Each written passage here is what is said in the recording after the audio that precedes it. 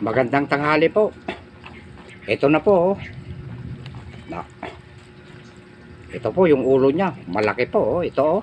O, ayan. Ayan. Dinengdeng po, mga idol. Kain po tayo. Ito, pipigan ni Direk ng kwan. Sili.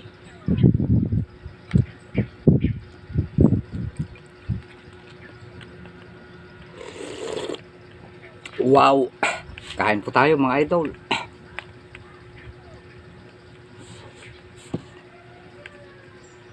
Wala pa po akong ganong maraming ampalaya.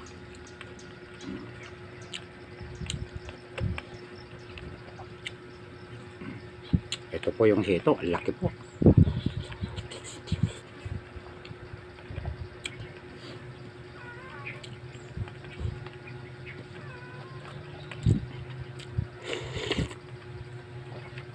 Okra.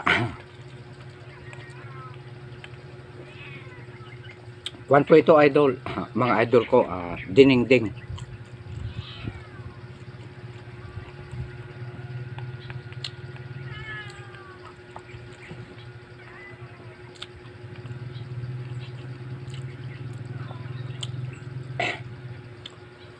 Uubusin ko po ito.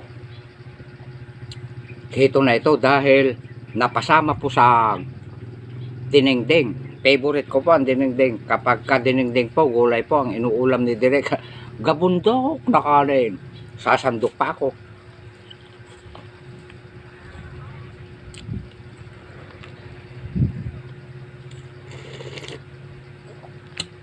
Wow! Pakbet na pakbet.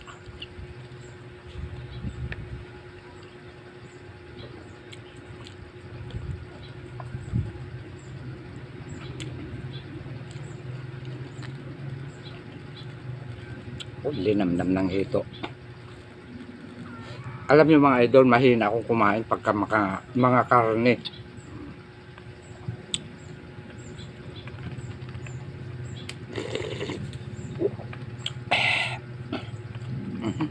May magulang na kwan. Sigarilyas yun.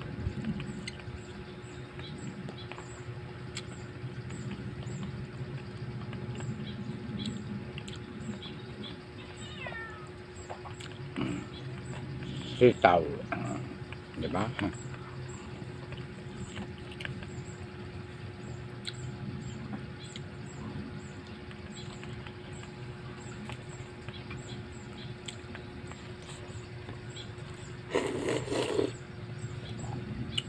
Kinakain ko yung mga kamatis eh.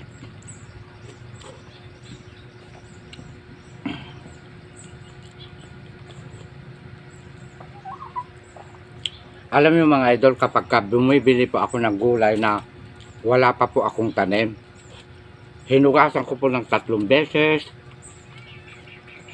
Pagkatapos po, nilagyan ko po ng tubig, nilagyan ko po ng asin. Mahigit 1 oras bago ko po niluto. Para kung naisawsaw man ang mga gulay sa mga chemical o na-sprayan man po, ganon, etc. etc. Ligtas po tayo.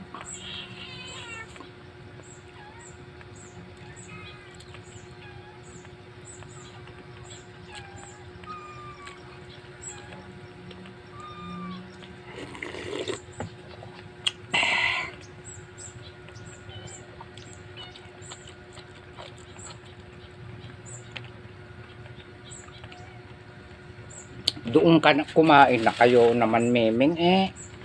Doon na kayo naku, ang dami kong pinaulam sa inyo. Kuya, doon ka. Ano ba naman kayo? Si daddy naman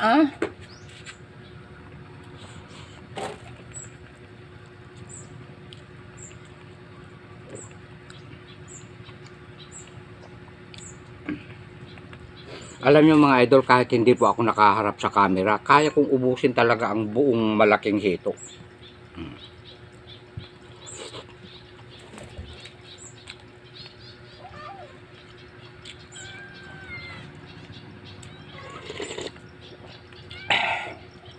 Hindi manghang itong mga ganito. May maliliit pala dito.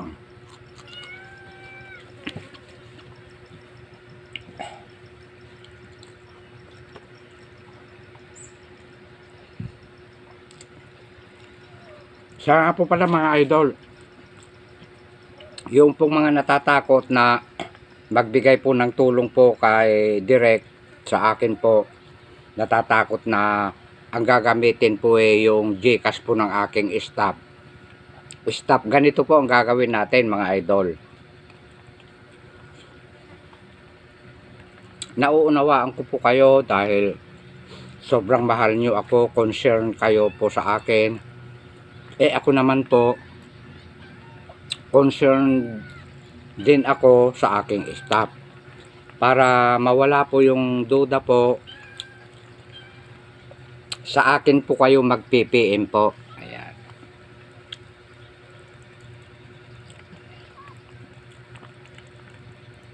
Gagawa po ako ng konting videos, ipapasa ko po sa inyo kung i-PPM nyo po ako.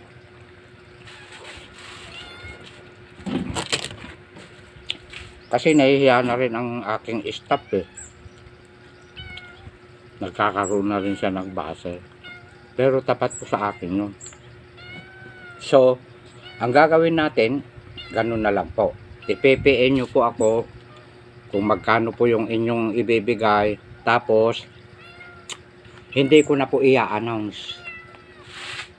At least nalaman ko po kung magkano, mag-uusap po kami ng aking staff.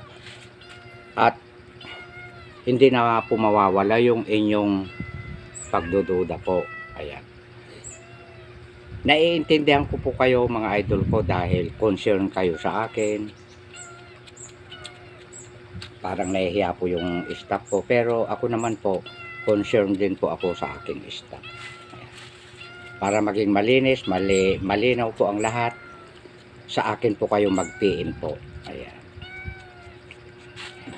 Bumaba kayo dun. Naman kumain na kayo eh.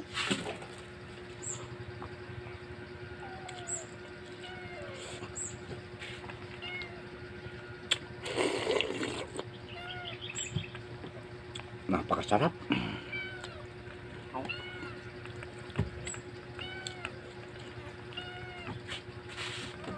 Doon nga kayo naman. Doon kayo. Ayun, gulay.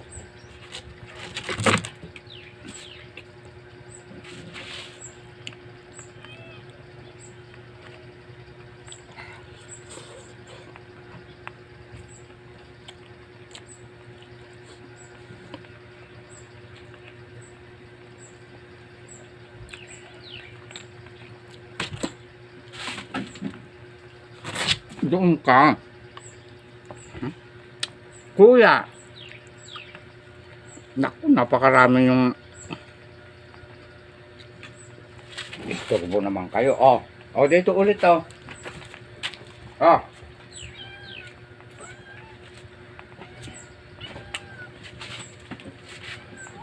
nahahawakan ko kayo eh. Hindi ko na kayo napapaliguan.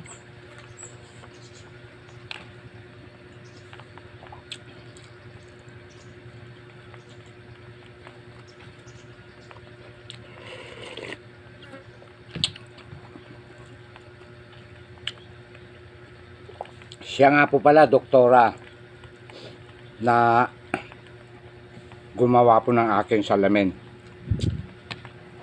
Bukas na lang po kami kasi nagkasabay-sabay po eh. Yung isang staff ko na lalaki, manghang pala. Naambunan po kahapon nung pinaglabas ko po sila ng motor. Kaya baka bukas po medyo makaginhawa na. Bukas ko na lang doktora ko pupuntahan po dyan yung aking salamin. Shout out po doktora sa inyong mga kasamaan dyan na mga naggagandang dilag. Ayan, shout out sa inyo.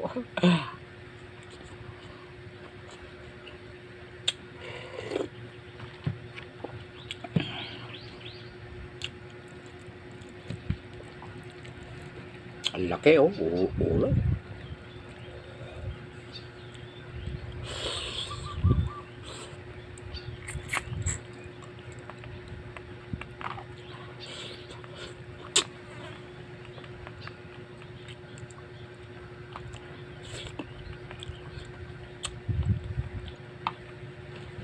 Mahina akong kumain pagkakwan, hindi ako pagod.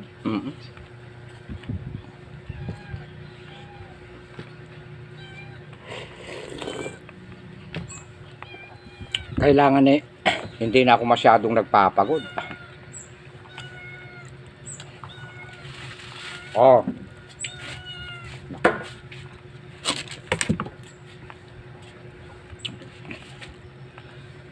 Pagka marami akong kinakain, may nagko-comment. Pag nakita nila na kukunti ang kanin ko, meron pa rin. Naloko na.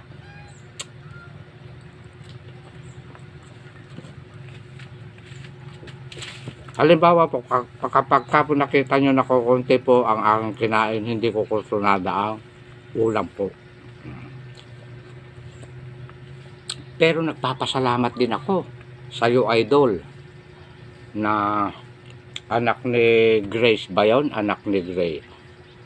Sa ibinigay mong tulong po sa akin para nasunod ko po yung lechon manok at saka bangus. Maraming salamat. Total, hindi naman po naibili lahat.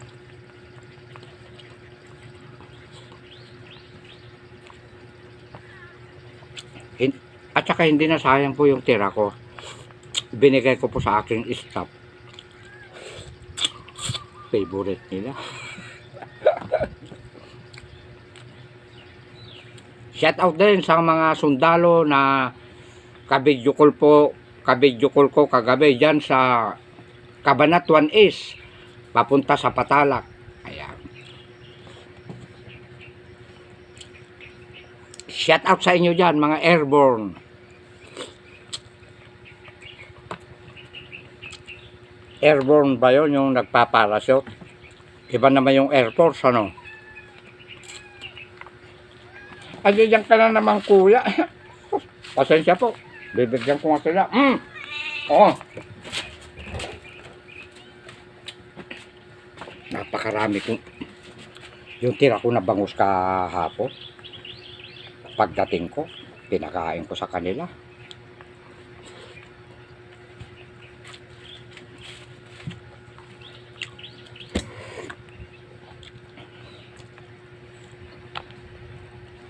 Alam niyo mga idol, ang sarap ng dinengding na may kamuting kahoy.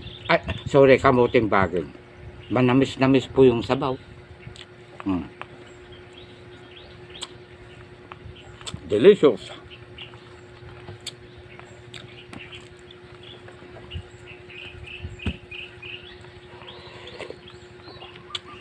Sa lahat po ng mga followers ko, viewers ko, na lagi pong sumusubaybay po sa akin.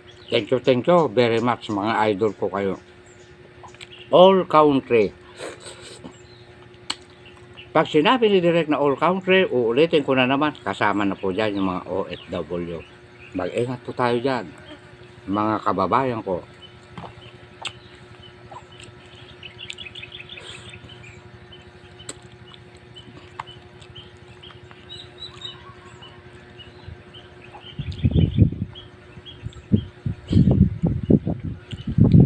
Marami pa, oh.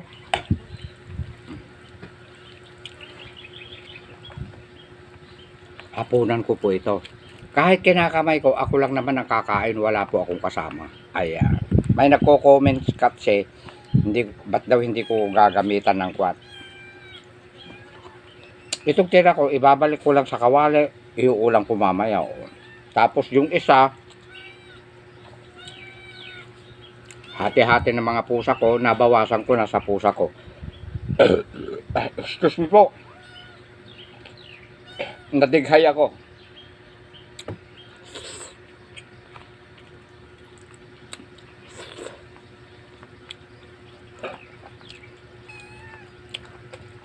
Nabawasan na, pinakain ko yung aso ko, pusa ko. Mamayang hapon, pakakainin ko na naman sila. Sala ng aking mahalaga. Alam nyo mga idol ko, loves na loves ko ang mga pusa ko at saka aso. Opo. Oh, ito pa, oh.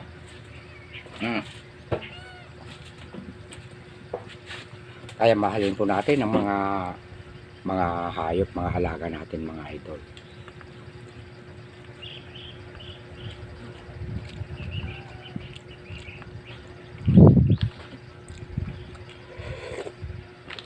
Hindi ko maubos na.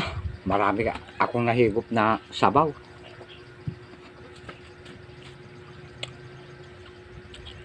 Nakalimutan pong nadala ko po yung pa. Babasahin ko po na nagbigay po lahat ng mga donors. Babanggitin ko po ang mga pangalan. Hindi ko na po babanggitin po ang presyo.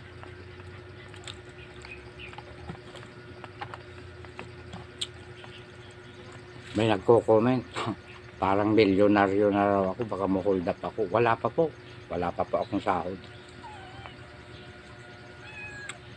Sa hirap ng buhay ngayon. 5K lang pag-iintrisan pa. O, di ba? Maganda yung pa. Nag-iingat din tayo. Mga donors lang yung binibigay. Mga tulong na pang sarili ko. Na hindi pa po dapat itulong yon. Pang sarili ko pa para makabili ako ng etc. etc. Ang itutulong ko po yung pong pinaghirapan ko. Nasuswelduhin ko po kay Boss Meta. Ayan. Ito po hindi ko po pinaghirapan ito, ibinibigay ng mga anong tawag doon, naaawa sa akin, mga sponsor. Ang sabi nila sa akin, pansarili ko. Ayan. Kasi po, ganito po yan. Kung yung mga ibibigay, kaya nga nagbibigay sila dahil naaawa sila sa aking kalagayan. Tapos ibibigay mo. Hindi po ako ganon. Ang ibibigay ko na tulong, yung pong pinaghirapan ko. Kay Boss M. Excuse me po. Diba?